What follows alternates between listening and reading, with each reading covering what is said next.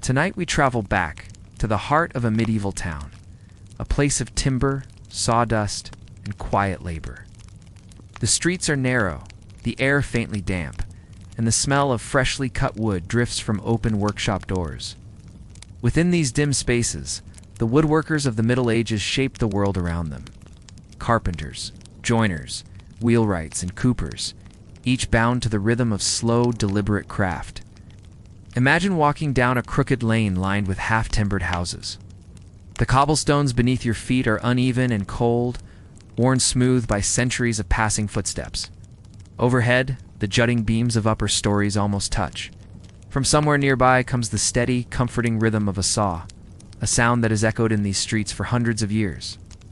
It is a sound of life, of patience, of hands at work. These were the men and women who built and repaired the skeletons of towns, their homes, markets, bridges, and ships. Their names are mostly forgotten, yet their legacy remains in the frame of an ancient house. In the grain of a church door, in the delicate carving of a beam, they worked not for glory, but for necessity. And through their quiet mastery, they left behind the very texture of medieval life. As you settle in, imagine the warmth of a small fire, the scent of oak and pine, the soft rasp of a plane smoothing a board. Let the steady rhythm of craft guide your thoughts, unhurried, precise, and deeply human. Tonight, we'll step into their world and listen to the slow heartbeat of a wooden town. The woodworker's day begins with the pale light of dawn filtering through small, shuttered windows. His workshop is simple: rough walls, a sturdy bench, and the soft gleam of tools hung carefully in order. The air smells faintly of resin and smoke. Dust motes drift lazily through the beams of morning light, and somewhere outside, a rooster calls from a nearby yard. The craftsman begins by touching his materials, feeling the grain, weighing the strength of each plank, deciding what the day will bring. Oak for beams and doors, ash for wheels and handles, pine for small light pieces. Each has its own sound, its own scent, its own temperament. Working with wood is a conversation, not a command. He listens to the creak of the grain beneath his knife, to the soft whisper of the saw. Around him, every tool has its place. Adzes, chisels, mallets, and planes hang on wooden pegs. Iron nails sit in small leather pouches, traded from the blacksmith across the street. There is no clutter, only quiet order, each motion learned through repetition, each gesture precise and practiced. As he works, the sounds form a kind of rhythm. The long draw of a saw, the short tap of a chisel, the low hum of effort. It is the same rhythm his father kept before him, and that his apprentice now tries to match. Together, they speak few words. Lessons are passed not through instruction, but through observation. The right way to hold a tool, to sense when the blade begins to dull, to know when the wood has given all it can. The town outside begins to stir as the morning lengthens. The cries of vendors drift through the open door. The blacksmith's hammer rings faintly from the next street. But inside the workshop, time seems slower. The woodworker's world is measured not in hours, but in the quiet progress of his work, a beam shaped, a groove cut, a piece joined to another, until form emerges from the roughness. By midday, light floods the space.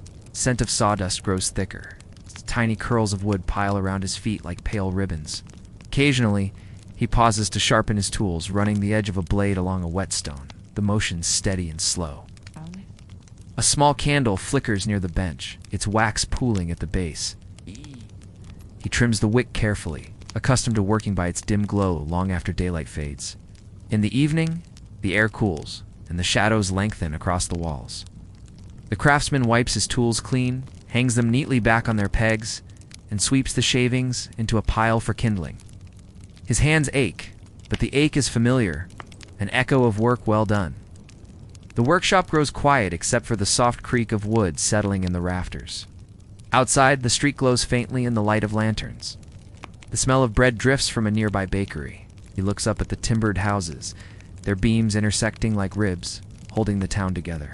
Each one a monument to the labor of countless hands like his, unseen, uncelebrated, but enduring. In the hush of the night, the craftsman's world becomes still. The sawdust settles, the tools rest, and the scent of oak lingers in the air. A reminder that even in the heart of history's noise, there has always been this quiet, steady rhythm of creation. In the year 1666, London burned. The Great Fire began, it is said, in a small bakery on Pudding Lane, but by dawn, the wind had carried the flames through narrow wooden streets, feeding on the very bones of the city. Houses, shops, and churches, all timber-built, burned like dry kindling. The woodworkers, whose skill had built the city's beauty, now watched as their life's material turned to ash. Imagine the air thick with smoke, the heat pressing down, the faint sound of timbers collapsing in the distance. For the carpenters, joiners, and builders of London, this was not just destruction, it was transformation. When the embers cooled and the city stood in ruins, it was their hands that were called upon first. In the months that followed, London became a workshop without walls. The scent of smoke mingled with that of new wood. Great beams were hauled by horse-drawn carts, stacked along the streets. The sound of hammering replaced the silence of loss. Everywhere scaffolds rose where ashes had been. At the center of this vast rebuilding effort stood Christopher Wren, architect and mathematician, who envisioned a new kind of city, one less fragile, less flammable, shaped from stone and brick. Yet even then, the woodworkers remained indispensable. Stone could not stand without its wooden frame. Roof stores, scaffolding, scaffolds, and supports all required their craft. In the heart of the reconstruction, the Guild of Carpenters played a vital role. Their hall survived the fire, and from its charred beams came leadership and organization. Apprentices were trained at record pace, journeymen brought in from the countryside, each one setting his hands to the task of restoring London's form. The rebuilding took years. Some craftsmen never saw the end of it. Yet through their patient labor, the city rose again. The skyline changed, but beneath the new brick facades, hidden behind the plaster and paint, the heartbeat of timber still pulsed, joists and rafters whispering reminders of their makers. When night fell over this new London, the faint scent of resin still lingered in the air, mingling with the smoke of hearth fires and the murmur of human life. In that scent was both memory and renewal, the work of those who shaped, built, and rebuilt, turning loss into permanence. Centuries later, beneath the modern noise and rush of cities, the past lies sleeping. Archaeologists, digging under London, York, and Paris, have uncovered forgotten workshops, small spaces where medieval craftsmen once bent over their benches. Shaping wood by candlelight, imagine standing in a narrow trench beneath the earth. Layers of soil reveal the passage of time, cobblestones, clay, the traces of fire, and finally, a dark layer filled with sawdust, centuries old, but still fragrant when disturbed. There are wooden mallets, their handles worn smooth, and the remains of a lathe that once turned endlessly, day after day. In some places, archaeologists find patterns scratched into the floors, marks made by craftsmen testing their chisels or tracing outlines for beams long gone. Sometimes, even entire workbenches survive. The wood darkened and hardened by time, but still bearing the grooves of daily labor. Beside them lie small offcuts of oak and ash, shavings that never found their purpose, yet endure far longer than anyone imagined.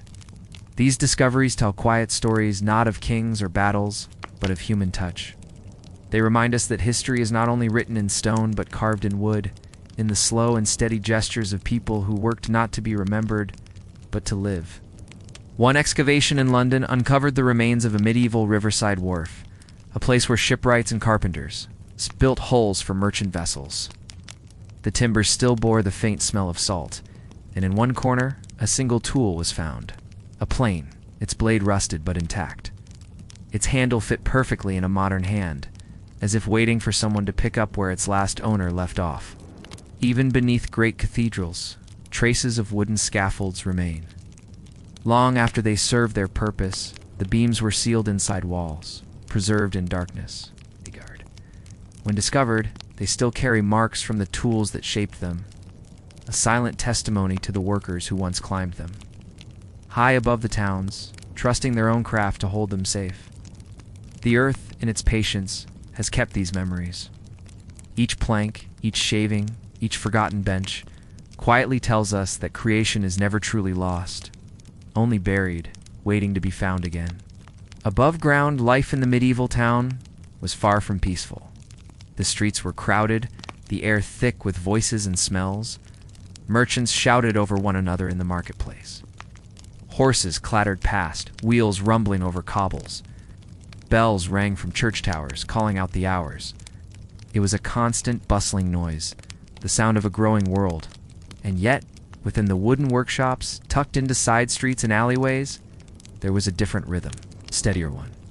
The woodworker stood apart from the chaos, listening not to the crowd, but to the material before him. In a world of trade and talk, his language was texture and sound.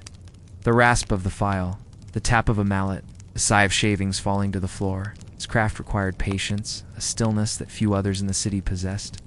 A merchant might measure his day by the coins he earned, a noble by the letters he wrote or the audiences he kept. But the craftsman measured time by the deepening grain of his work, by the way a beam slowly became smooth beneath his hands. It is in this contrast that we find something universal. The medieval craftsman, surrounded by noise and motion, created quiet. His life was not one of wealth or power, but of focus, of bringing order to the natural world. And in doing so, he gave structure to human life, the walls that sheltered, the tables that fed, the bridges that joined one place to another. In a sense, he was the city's heartbeat, steady, often unnoticed, but essential.